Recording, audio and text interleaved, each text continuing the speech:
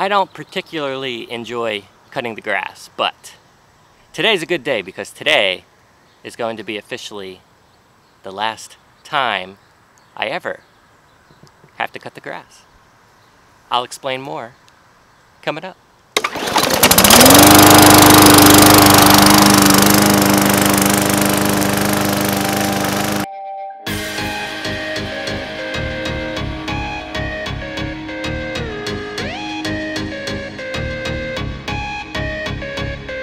Alright, got that done. Now I just need to wait for a little rain.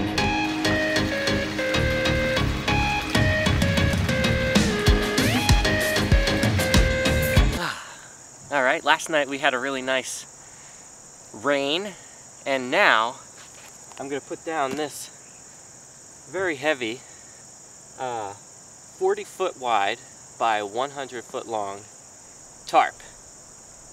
We're gonna tarp this whole field of grass. Let's go. This is gonna be fun.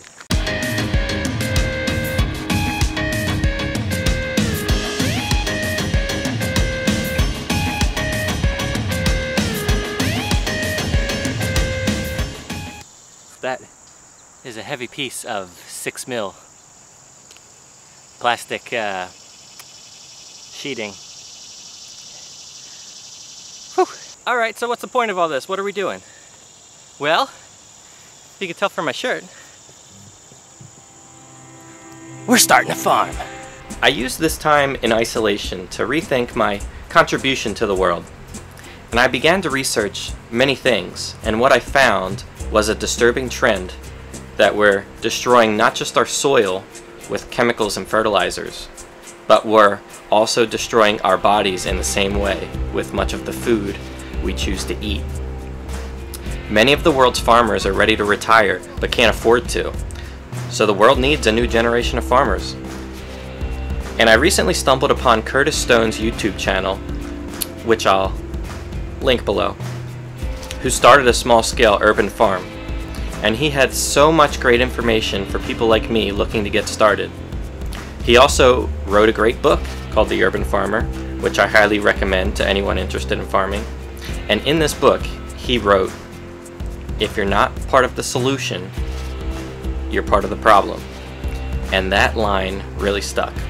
So this is me trying to be part of the solution in some small way by starting my own small-scale, organic, no-till farm.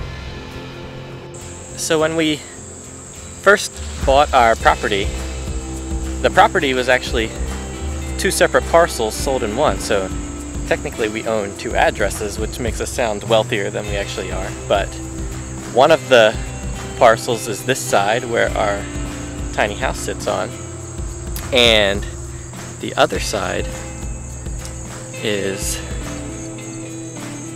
behind me, across the way. I think we thought eventually that our daughter might play over here, but it ended up just being kind of an annoyance to have to mow every so often, and we never really used it. And it's actually over a 1/4 acre. Of course, the area that we're going to be growing on is less than a 1/4 acre. I have, the tarp is 40 by 100, so that's 4,000 square feet. So basically, I think this land has been just sitting here waiting for me to be ready for it this whole time. And I don't want to get too spiritual here, but I think that maybe somebody was looking out for me, for us. Now, do I know what I'm doing? No. Do I have all the answers? No. But I'm hopeful I'll be able to figure it out. Do I know if our little farm would even be profitable in the area that we live? I am not entirely sure, but we're still going to try. Now, I feel like I've reached a point in my life where I just want to do something that just makes me feel good and isn't, where money isn't the end-all be-all of whatever you're doing, whatever job you're doing. And we also put ourselves in a great position for that because we're in a position where we don't have to make an incredible amount of money because we're living so far below our means without a mortgage